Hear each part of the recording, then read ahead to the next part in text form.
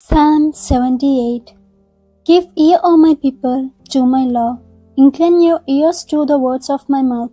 I will open my mouth in a parable. I will utter dark sayings of old, which we have heard and known, and our fathers have told us. We will not hide them from their children, shewing to the generation to come the praises of the Lord, and his strength, and his wonderful works that he hath done.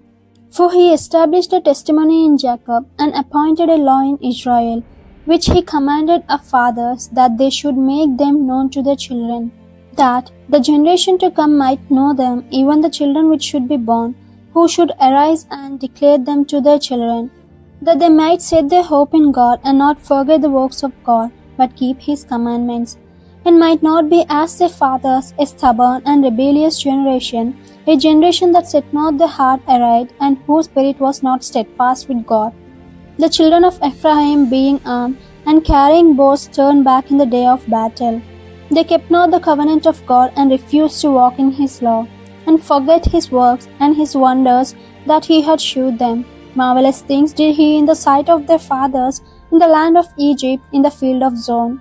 He divided the sea and caused them to pass through, and he made the waters to stand as an heap.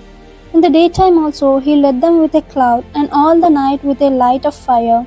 He clave the rocks in the wilderness, and gave them drink as out of the great depths. He brought streams also out of the rock, and caused waters to run down like rivers.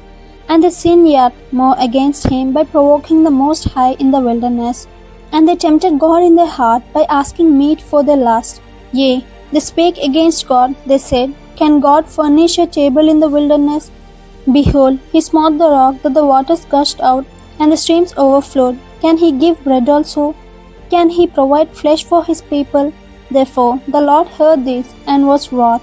So a fire was kindled against Jacob, and anger also came up against Israel, because they believed not in God, and trusted not in his salvation.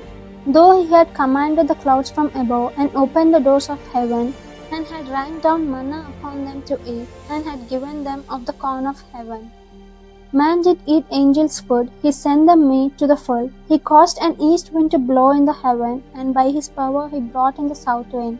He rained flesh also upon them as dust, and feathered fowls like as the sand of the sea. And he let it fall in the midst of the camp, round about their habitations.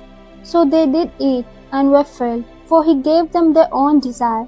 They were not estranged from their lust, but while their meat was yet in their mouths, the wrath of God came upon them, and slew the fattest of them, and smote down the chosen men of Israel.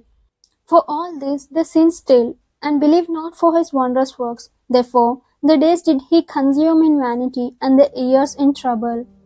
When he slew them, then they sought him, and they returned and inquired early after God. And they remembered that God was their rock, and the high God their Redeemer. Nevertheless, they did flatter him with the mouth, and they lied unto him with their tongues.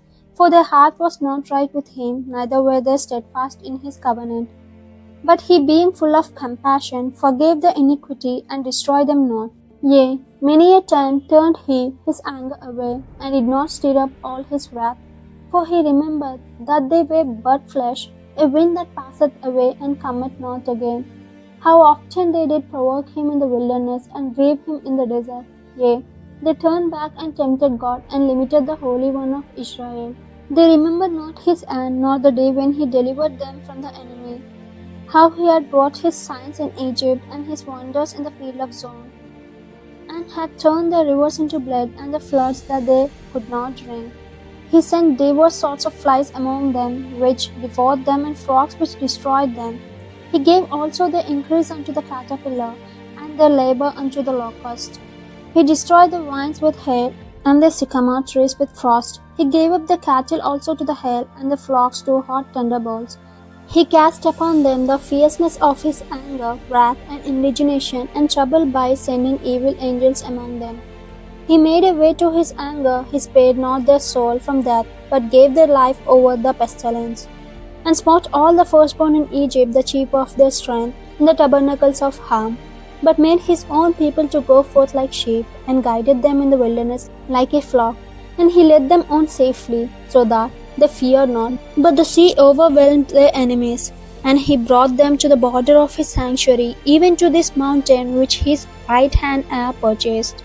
He cast out the heathen also before them, and divided them an inheritance by line, and made the tribes of Israel to dwell in their tents. Yet they tempted and provoked the Most High God, and kept not his testimonies, but turned back and dealt unfaithfully like their fathers. They were turned aside like a deceitful bow. For they provoked him to anger with their high places, and moved him to jealousy with their graven images. When God heard this, he was wroth, and greatly abhorred Israel, so that he forsook the tabernacle of Shiloh, the tent which he placed among men, and delivered his strength into captivity, and his glory into the enemy's hand. He gave his people over also to the sword, and was wroth with his inheritance.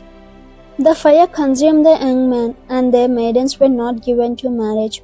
The priests fell by the sword, and their widows made no lamentation. Then the Lord awaked as one out of sleep, and like a mighty man that showeth by reason of wine. And he smote his enemies in the hinder parts, he put them to a perpetual reproach.